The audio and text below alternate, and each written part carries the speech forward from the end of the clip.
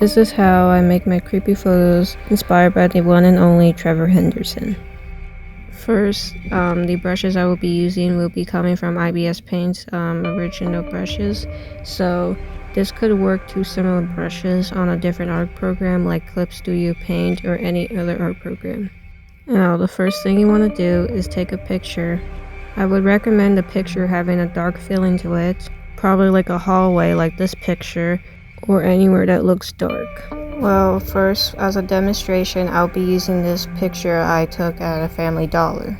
But I will do some readjustments since it doesn't look too dark enough. I decided to edit it so it looks like the store has some dim lighting. Now the next of the process is just making the monsters, or unknown entities. This is just a silhouette and isn't the final picture. I actually have an idea of what these monsters could look like, so let's continue the process. First I make another layer and then I clip the previous layer that I was working on, which that layer was the silhouette, and I changed the color to a different color instead of just pure black. Next, I start giving features to the monsters, like eyes. Meanwhile, in the same process, I start doing shadow and light. This just helps that it's distincting the character from the picture. And since the character is behind the light, I decided to do some rim lighting. And yes, these are on different layers. Next, I decided to put highlights on the characters. This just makes it more believable so the characters look like they're actually in the picture. And under the character I decided to put some shadow, obviously.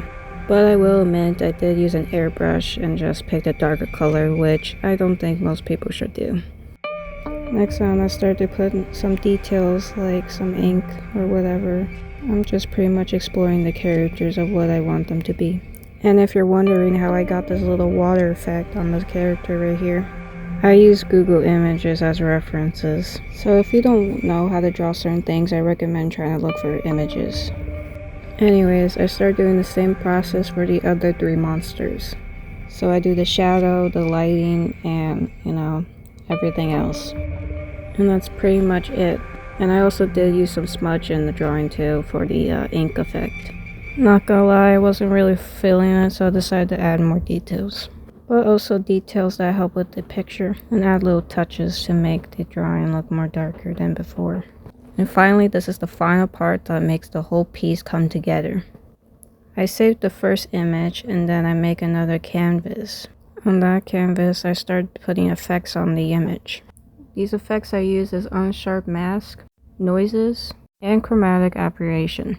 And here's the final piece. So yeah, this is just my way of doing it. You don't have to do everything exactly what I do here, but I hope this tutorial helps. And I also recommend using Trevor Henderson's images as reference when making the monsters. Okay, goodbye.